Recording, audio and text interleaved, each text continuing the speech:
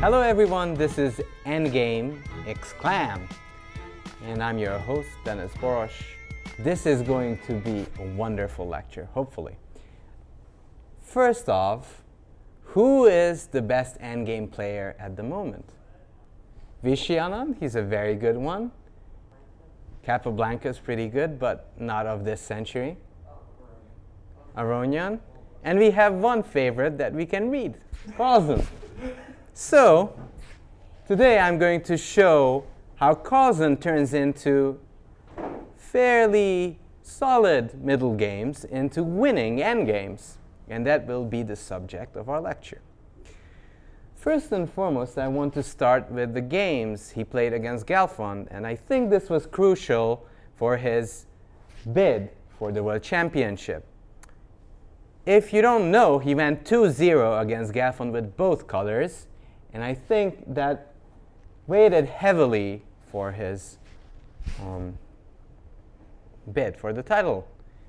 So, without further ado, let's start. E4, no surprises here. Whenever you prepare for Gelfand, you know that he always has stock openings. Can anybody help me what stock openings Gelfand plays? Please raise your hand if you have an idea. Yes. C5, of course, but that's just the Sicilian. That's just the beginning of the story. Knight F3, Knight C6. What could be Gelfand's intention here? Yes? That's not an opening. So what is Gelfand preparing to do after D4? Can you raise your hand, please? Thank you so much. Thank you. It is the Sveshnikov. Yes, you're correct. So C takes D4, Knight takes D4, Knight F6, Knight C3, E5. And the good thing with White against Sveshnikov, that after studying for 50 hours, you get a plus equal position that you will never win. Therefore, Carlsen chose bishop B5, which is more of like, let's get ready to ramble and fight on the chessboard. E6, castle, Knight E7, Rook E1, A6, Bishop F1. Now, Bishop F1 seems to be a very passive move, but what does Bishop F1 avoid in general for White?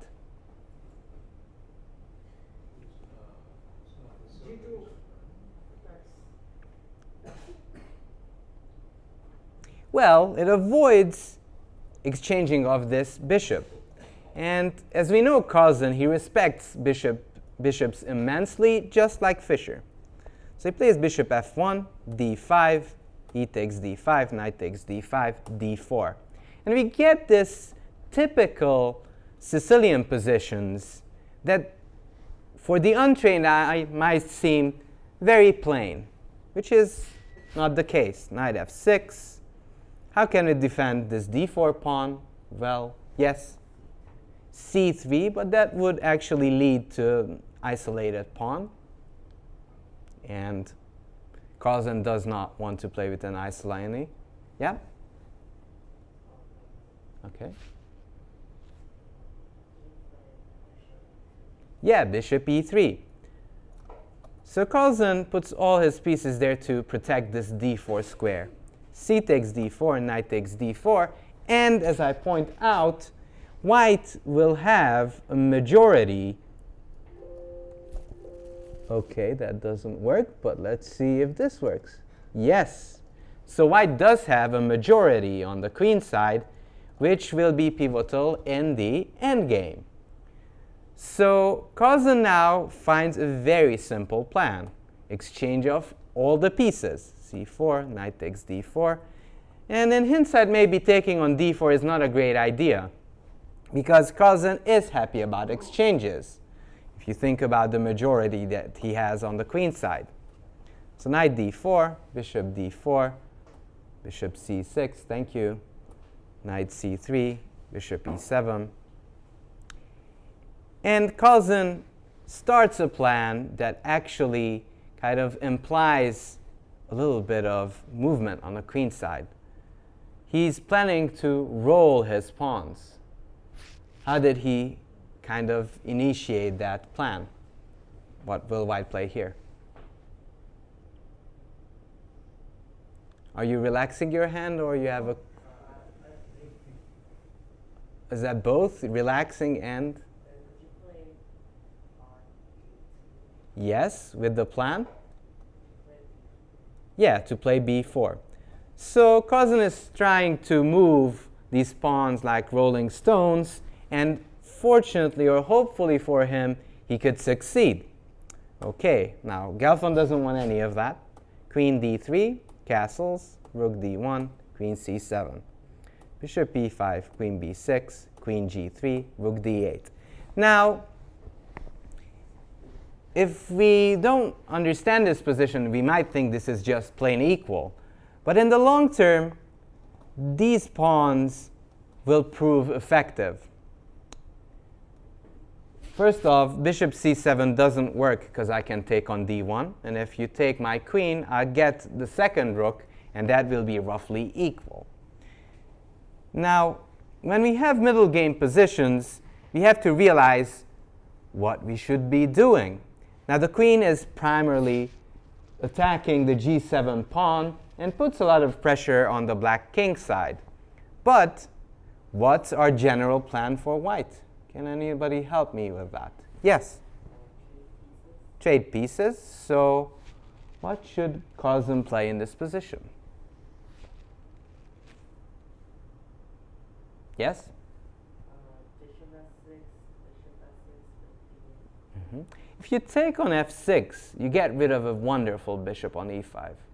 And also Carlsen, if you will notice, you will notice that Carlsen actually likes his bishops. He doesn't like to give them away for free. Yes? Yes? knight e4. If knight e4, I'll take you with my bishop. Yes? Bishop c7. Bishop c7, then I'll just take on d1 with the rook, and I'll take on e1. Yes. Yeah, rook takes d8 first. That's what Carlsen played. Queen d8. Now, in the second time, if rook d8, now bishop c7 works because there's no rook takes on d1 anymore. So that would end the game quite quickly. So queen takes d8, rook d1. Now he controls the center. Queen b6, bishop d4.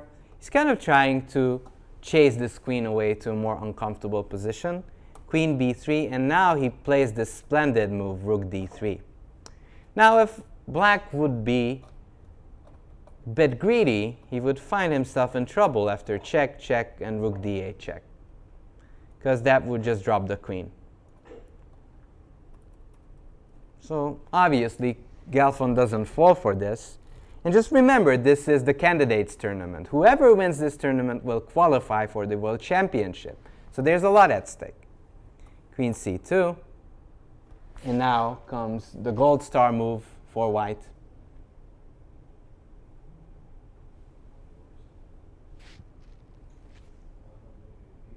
b4. Black takes first, takes. But he can't take because just bishop takes f6 and it drops a piece and a mating attack, correct? Instead, he goes knight h5. But then Carlsen comes up with another great move. Centralizing all his pieces. Yes? Queen e5. Yes. Queen e5. Actually kind of pseudo-threatening queen g7 mate, which will never happen. But it's not a fun thing to see your opponent setting up batteries like that. So he goes bishop f6, which is actually short-term piece sacrifice. But after bishop d4, there's a double attack on f2 and c3, so white must take. Queen takes c3. And now, I guess the move that Gelfand truly missed comes up. It seems that Carlsen is in trouble. The b4 pawn is in danger. The d4 rook is a bit loose. But Carlsen sees a move that will turn everything around. Yes? Queen h4. Queen h4 I take on b4. And if you take, I go back to f8. Yes? Queen A5. Yes, queen a5. Very great move.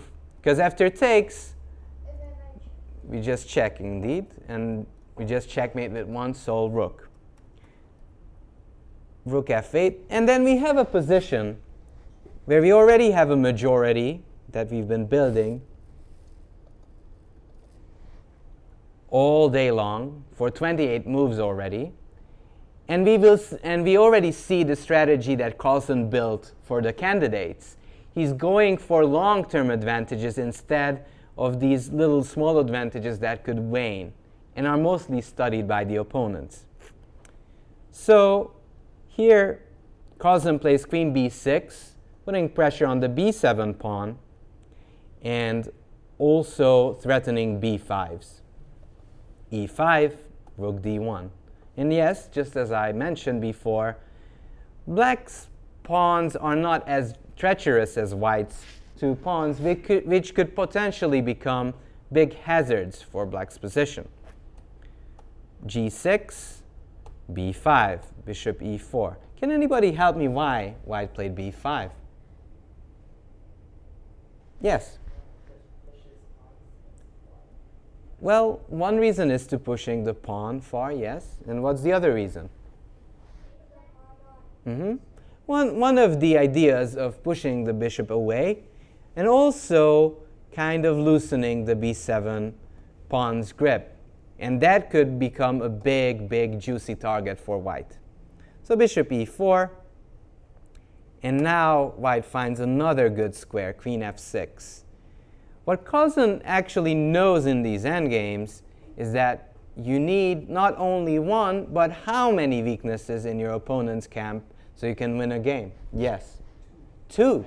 At least two. Now, Carlsen has a majority on the queen side, and that's all great and well.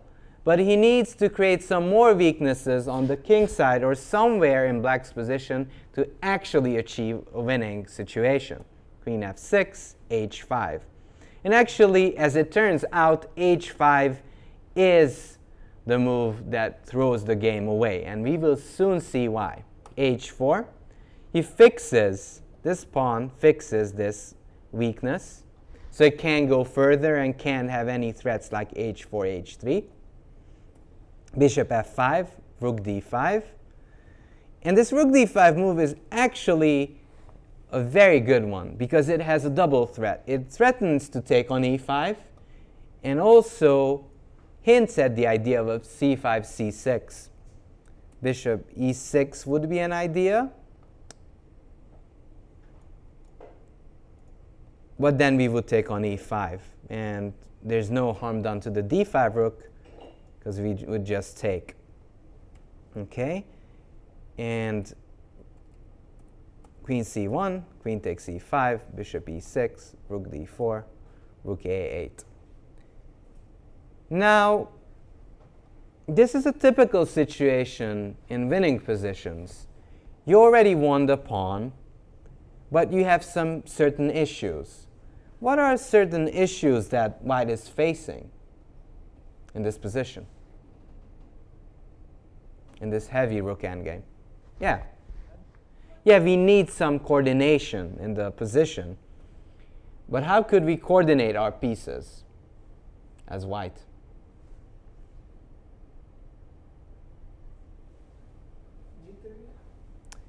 G3 would just open up more threats. And actually, he could go bishop h3, setting up nasty, nasty ideas, which we're badly trying to avoid.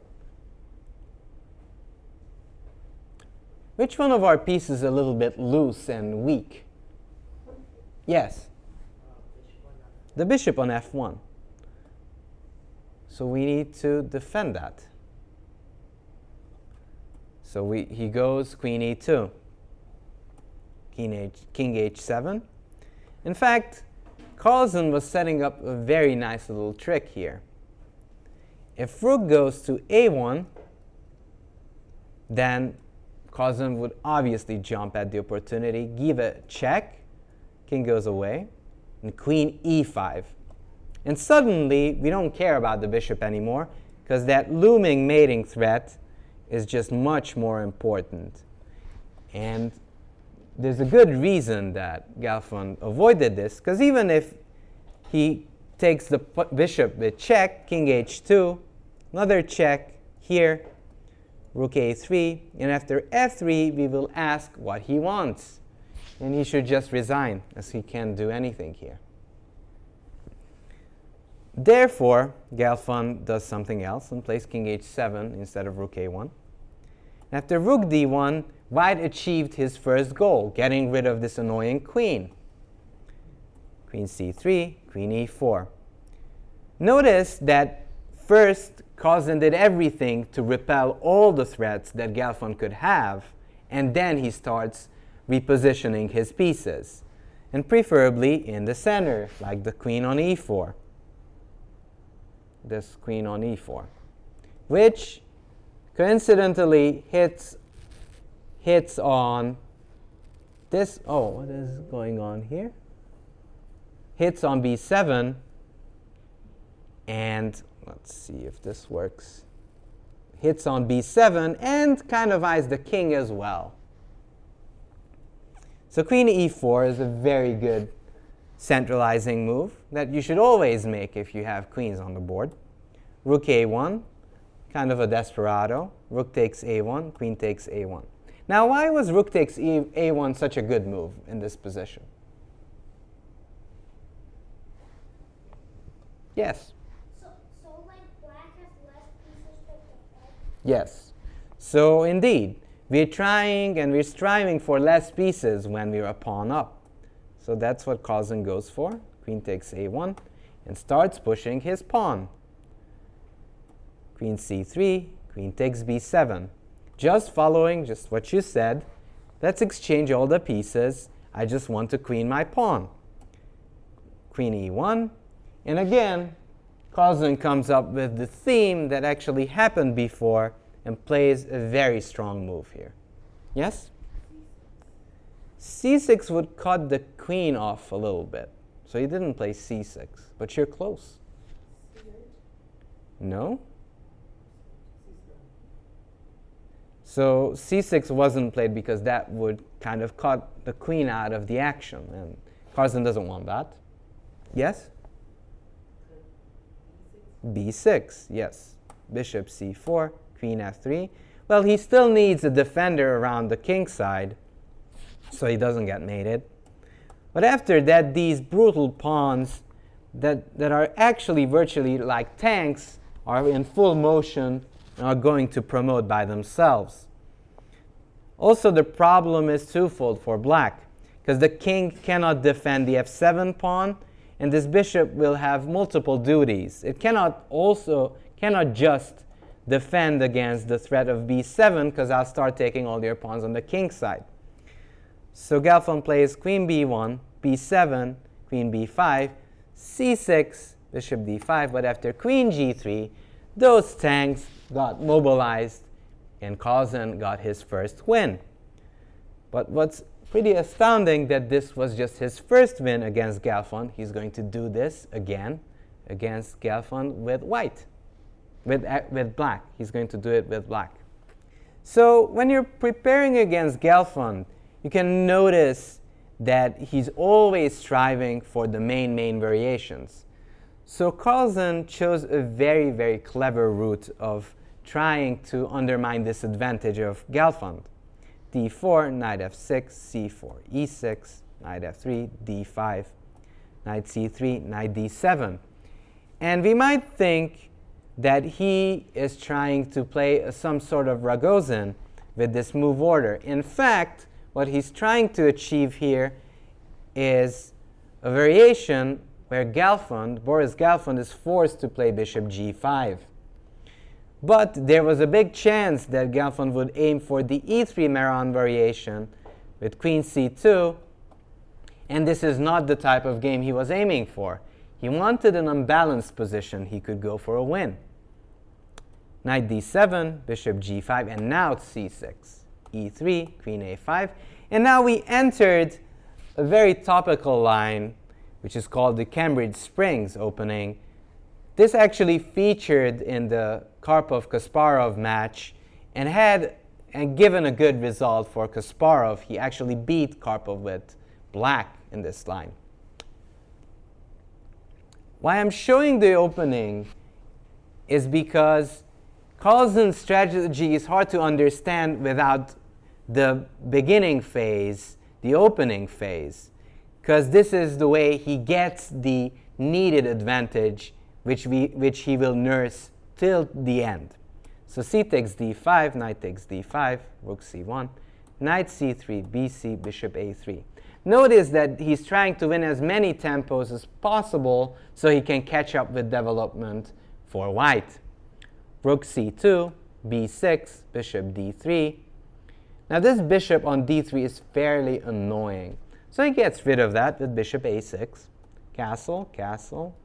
He takes, castle, e4, rook e8, creating a little bit of space in f8 for the bishop, so it can hop back to f8 later on.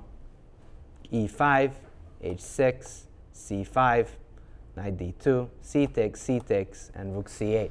And as the computer points out again, and I put this pawn structure up here with a purpose, black is playing for this endgame. So if we know that this is the pawn structure that we will have in the endgame, what will be Carlsen's upcoming strategy in this heavy piece endgame? Any ideas? Yes. Trade pieces. Because in the long term, he's going to use these pawns to his advantage, and the more pieces got exchanged, the more chances he will have to win. So he's actually, just like in the previous game, he's going for a long-term advantage instead of an immediate advantage. So knight c4. So seemingly, Carlsen blundered a piece, but he finds a very nice saving move. Yes? Queen where? Queen a6, then black could take on a3 with the queen. Yes. Queen a4, then I can take with my knight on a3. If you take on c4 immediately, you just lose an exchange. So Carlsen finds the only move, which is queen b5. There's no knight takes now, because I can just take your queen. So he has to take with the queen. Rook takes c4, and first mission accomplished. We exchanged some pieces off. We're almost there. Queen b5, f4. So he didn't exchange yet, but after rook c7 he did go for queen takes a3, rook c4. Rook c4 takes. Now the d4 pawn is hanging, so it has to get defended. Bishop f2, queen c7. Now, if you have a strategy, you have to be consistent. So this queen goes on and goes back home just to defend those two fellows, so it can be useful later on. Rook c1, queen b7, queen d6. And if we know our plans, we know what move to play here. Yep. Rook c8 would be also an option. Actually, he played knight f8 first, and now played rook c8. Takes, d5. E takes d5. Queen takes d5. And we get this queen endgame, which is already a huge achievement for black. It's by no means winning for black, to be honest. It's still a game. It's relatively equal. But Carlsen gradually outplays Gelfand in this position. Now, there's a theory in chess, an endgame theory, what you should do when your opponent has a black squared bishop. Where should you post your pawns? Yes, light squares. From that knowledge, we can guess Carlsen's next move. b5 would drop the pawn on a7. So we have to be careful with the queenside pawns right now. Yes? I was thinking knight b7, then we can push b5. Queen a6, that doesn't help us with the pawn structure because we're trying to create a good pawn structure for black in this position.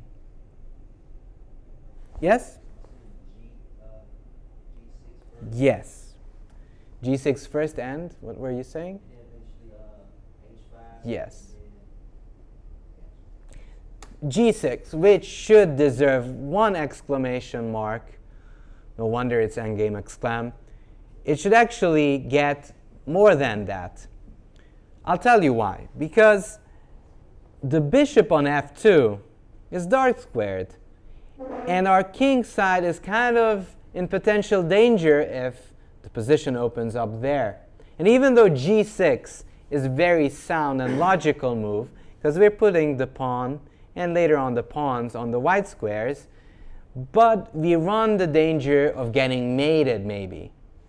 It's not sure that it will happen, but it can potentially be a problem if the bishop, for one way or another, could land on f6.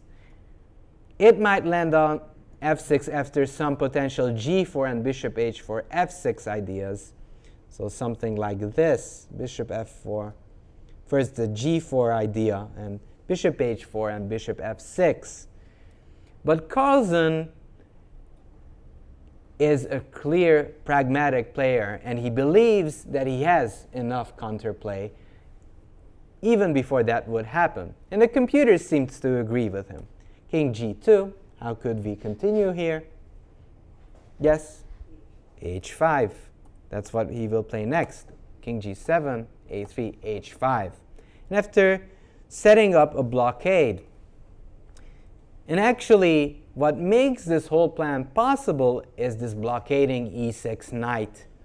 This knight actually, just as an umbrella, takes away the all-important d4, g5 squares, which would help white to enter black's position. But because this knight is so strong on e6, that's unlikely to happen. h4, and some commentators praise this move. I still don't like it. The reason I dislike this move, it gives away the square on h4 from the bishop, which would be just fantastic if it could land there for some reason or with some move orders. h4, queen c2. Now the plan is fairly simple for black. Don't get mated and promote your pawns. Queen b7, queen a4. Now, Carlsen knows the main points of queen endgames. You have to get an active queen. And Gelfand does the same. He's also an endgame expert. And he activates the queen on b7. Now we have this nasty little threat of snatching that pawn and then rolling with our own pawns. So queen f3 happens. I suppose Gelfand noticed that queen e7 is just going nowhere. And after, say, some move like king g8, there's no real threat. There's no queen e8 because we just take it. And the queen on f6 would do absolutely nothing. And actually would just dampen the scope of this queen. Could just take on a3, for example. Or just queen e4 if we believe that our centralized queen will be powerful enough. So queen a4 with the threat of taking on a4, queen f3, b5. Black slowly starts strolling and pushing his pawns on the queen side. f5. f5 is a good move. Why is f5 such a great move in this position? Yeah? To like open the king. Yeah, just to tear up black's kingside position and also hope for a better bishop. Because this bishop on f2 was merely a spectator defending this healthy g3 pawn, but apart from that, it does nothing else. f5, g takes f5, queen takes f5. And now Carlsen's move is cold-blooded, but it's very good. How did Carlsen continue in this position?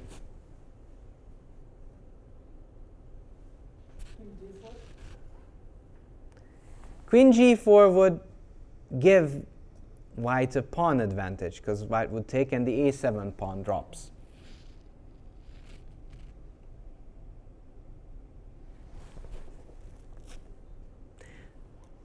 In order to find this move, we have to realize what black is playing for. What is black playing for in this position?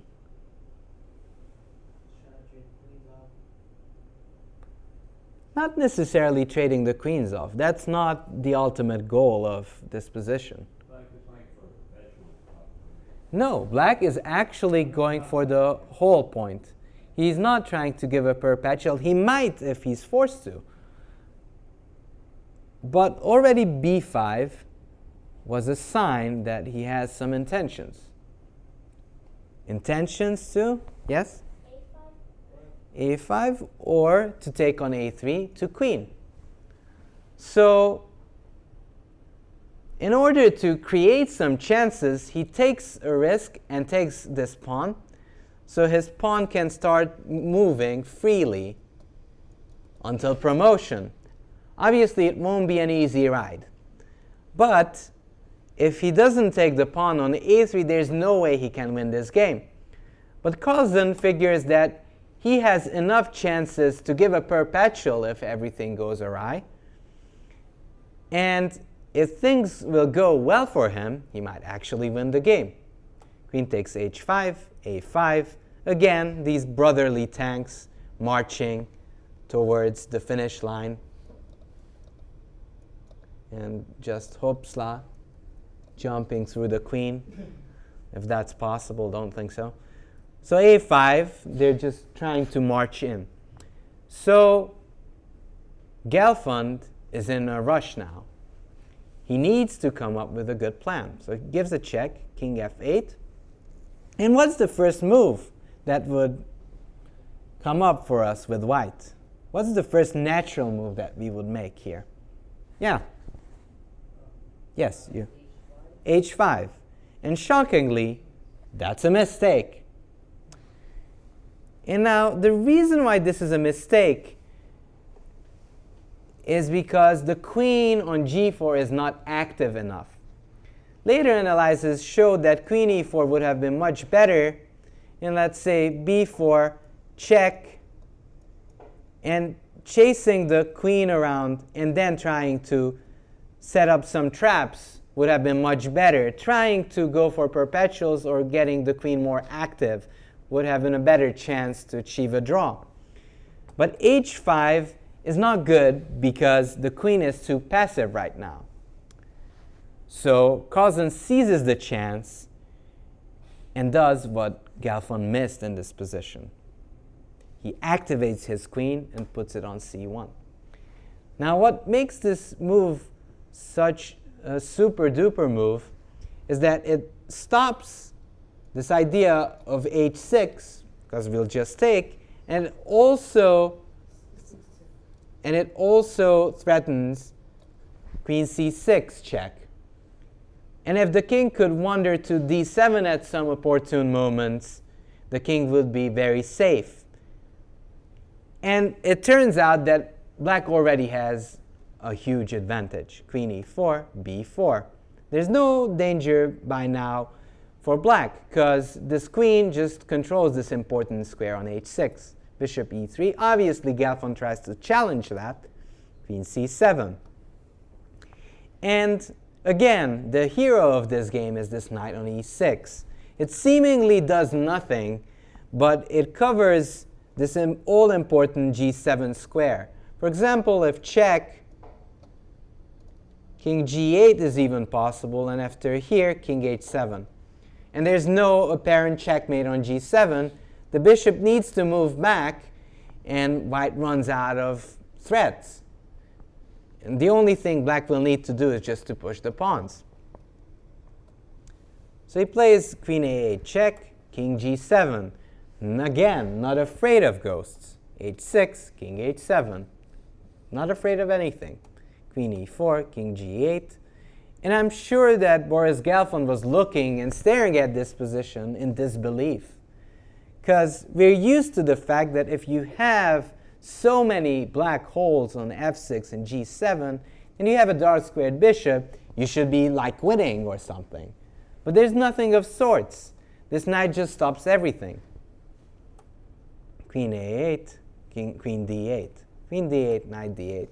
So I assume Gelfand was in time trouble already, so he's trying to go and stop these pawns. But Carlsen is in his element and goes in defensive. Queen f3. He goes on the aggressive, sorry. Queen f3, a4, king e4, knight c6. Now, usually these pawns are unstoppable once they're on the third or second rank. But they're far from that, so they need some support with the knight. Knight c6, bishop c1, knight a5. Here comes the support with the knight. Bishop d2, b3. Now obviously, Gelfand can't take, because b2, and just promotes next. Just promotes to queen. So he plays king d3, but here Carlsen comes up with a very nice sacrificial idea.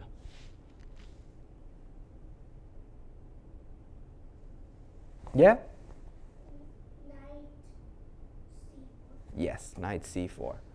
And again, the same tactical trick.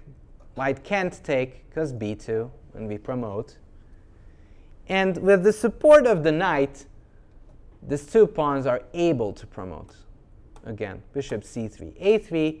And as we talked about it, when the pawns reach the third or the second, it's very difficult to stop those pawns. So g4, king h7, a very nice waiting move, just stopping any tricky ideas on the king side.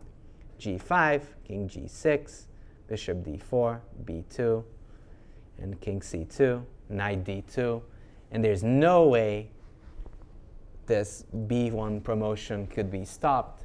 Therefore, Gelfand resigned. The moral of the story is, if you want to build a perfect game, and I think these two games from Carlsen was almost nearing perfection, he went and nursed a small little advantage that he could use in the endgame, exchanged off most of the pieces, and just converted it. Now, I want to continue and possibly end with a fantastic match he played in 2007 that he played against a potential challenger he might face after the candidates. Can anyone guess who that player could be and who he already faced in the candidates in 2007, Elista? You can also guess if you're watching this. Yes. Levon Aronian. They faced off in 2007 in the Elista World Cup. And actually, the winner of that match was Levon Aronian. But they played brilliant chess. So I'm going to show both of these games that were played there. So let's start off with this game. Carlsen was already trailing Aronian in this game. Aronian already was trailing in this match, and Carlsen had to go out all for a win. So knight f3, c4, his usual reti that he plays. Knight c3, bishop e7, rook e1, a very topical idea, aiming to get an e4, d4 hedgehog position. d5, c takes d5, knight takes d5, and Carlsen plays d4. Now, this is a surprising decision. You wouldn't want to aim for an endgame when you're point down and trying to win. But Carlsen has other ideas. Knight c3, b takes c3, bishop e4, knight e5. Surprisingly, Carlsen aims for more exchanges. Takes, takes, castle, e4. And now we can see what Carlsen was aiming for. He gets these two healthy central pawns, which could be used in the endgame in the form of a passer. And in this way, he will potentially get chances to play for a win later on, in a later stage of the game. Queen c8, queen g4, bishop f6, knight f3, king h8, h4, knight c6, bishop g5, takes, takes, takes, takes on f6, takes, c takes d4, e5. And this is the position I wanted to show you. How should white continue in this position? Yeah? Obviously, you trade queens. You don't really have any other options. Queen takes c8, rook takes c8, d5. Now, this is a big, big pawn on d5. White will always have chances to push for a win with a passer like that. It's actually a protected pass pawn, so that's even better. Now, I have to reiterate and mention this theory of the endgame. How many advantages we need to win an endgame or a position? Yes, at least two. I need to emphasize that because this is a crucial part of the game, and you will see both Carlsen and Aronian will use this theorem in both of their games. Knight a5. So we have one super pawn on d5, but that's not enough for a win. So Carlsen comes up with another idea to create another weakness in black's position.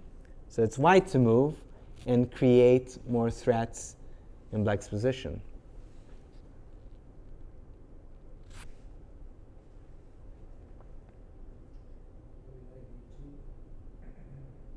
Can you please?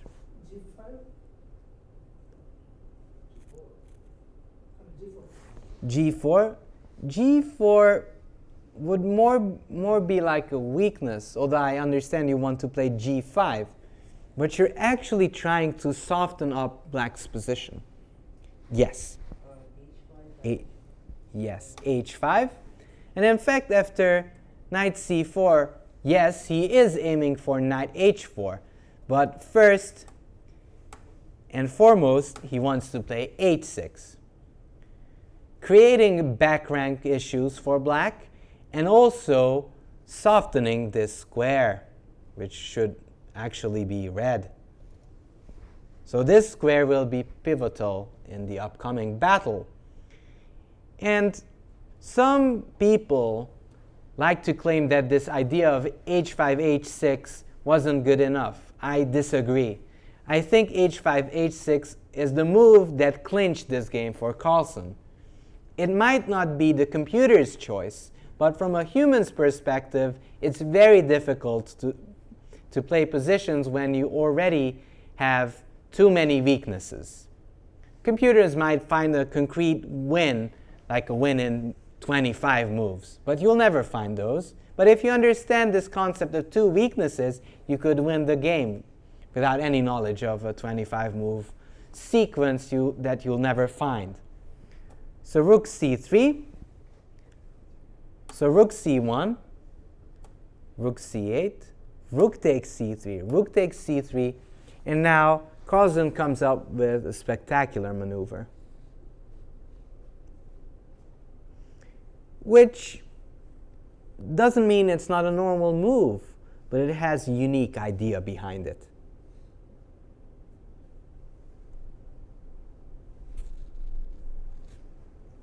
Yes?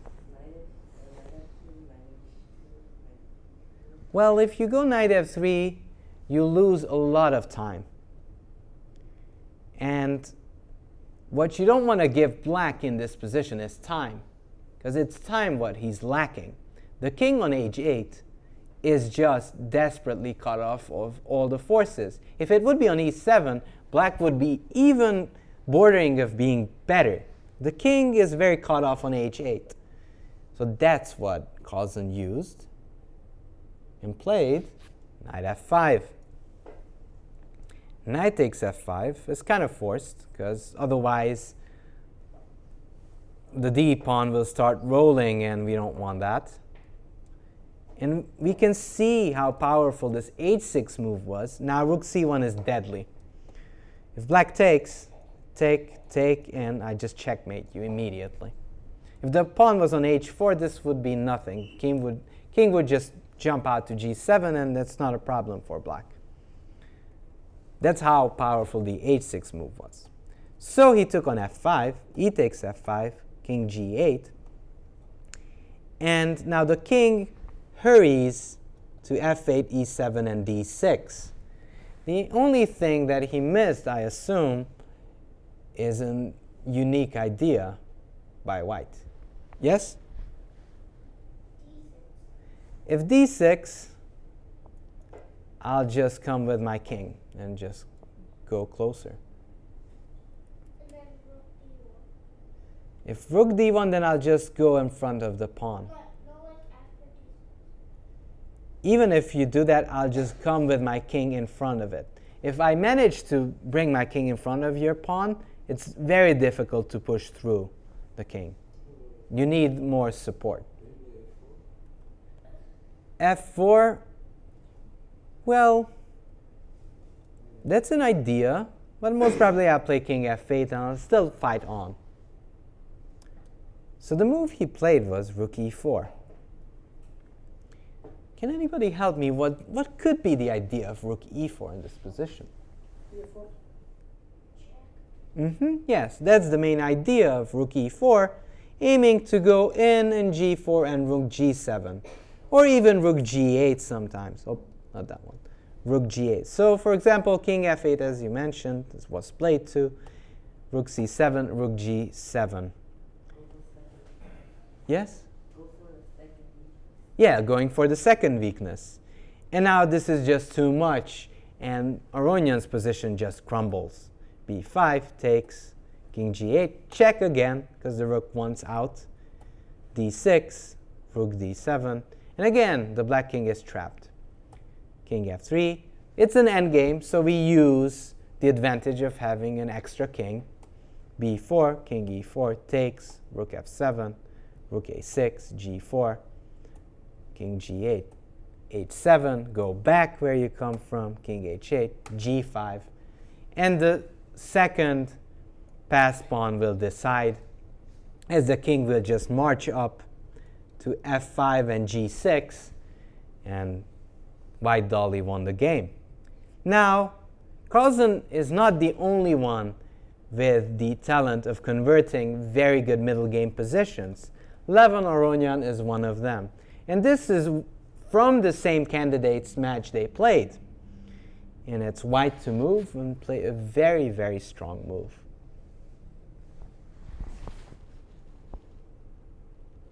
You can already see that Aronian's position is already dominating, but it's not decisive yet. So he still needs to do some grunt work to get to victory. Yes? Pawn f6? Pawn f6, I'll play rook e5 and I'll gobble up that pawn on f6. So what white really needs here are some active pieces. Because the rook does a great job on g3, pressuring the g6 pawn, but it needs a little bit of support. Yeah? h4? h4, I'll take you. Yes, and that's what Aronian played. Now, there's a lot of pressure on the g6 pawn, and potentially white can also threaten rook g4 ideas and chase black away, or just king g2 and set up other nasty threats like rook f3. So black goes queen e5, and as we're talking endgame here, obviously Aronian took.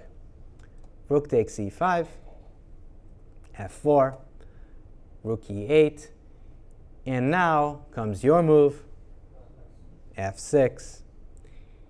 And what's great about f6, that it again locks this king in forever. And this king will feel the pain later on, because it cannot really be part of the action. Bishop d7. And now there's only one thing left that we need to do. As we talked about the two weaknesses theory, we only need to find another way to crash through. Where will be the critical square we will be crashing through? Yeah, you're right. You said if both of you are correct, e5 is going to be the key square. And Aronian masterfully plays around that. So, as you said, e5 is not possible yet, because black would just take the pawn and be happy. Now, we don't want black happy just yet. So, rook e3, threatening this e5 idea. But we're not going to play it yet. b5 takes, now e5. After clarifying the queen side, we are ready to play e5. Now, because of this f6 pawn, black is kind of waiting for the game to finish, because he barely can move his king. Aronian uses that to full extent. For the full extent, king f2, king g8. Black is just basically waiting. He can't do anything else. h4, now comes your idea. Trying to probe you with h5. King g8, king e1. But there's no hurry for white. King f8, king d2. So before he does anything, he improves his king so it's closer to this c pawn, while also defending this e3 rook. h6, bishop d3. He gradually improves all his pieces, and now he has a clear target on g6. h5, and now he felt the time is nigh, and he played e6. Takes, bishop takes g6. And the rook, if it moves, it would just drop the e6 pawn, and that would just promote easily here. So obviously he had to sacrifice, but Aronian just wraps it up easily as he starts taking all the pawns. And he gradually won this endgame. And the last game I wanted to show is another comeback from Carlsen. In this position, very similar to the previous game that Aronian won, he will create an anchor in black's position. Yep. Bishop f6. Again, setting up some deadly ideas with queen h6, knight g5, which would be too much to bear. So Aronian takes, as he has no other choice, takes. Knight d5, just in time. So if queen h6, that would just drop the f6 pawn. Therefore, white plays bishop e4, getting rid of this very, very good defender. Queen f4 comes as a savior. Bishop d5, queen takes h4, knight takes h4, e takes d5, rook b4.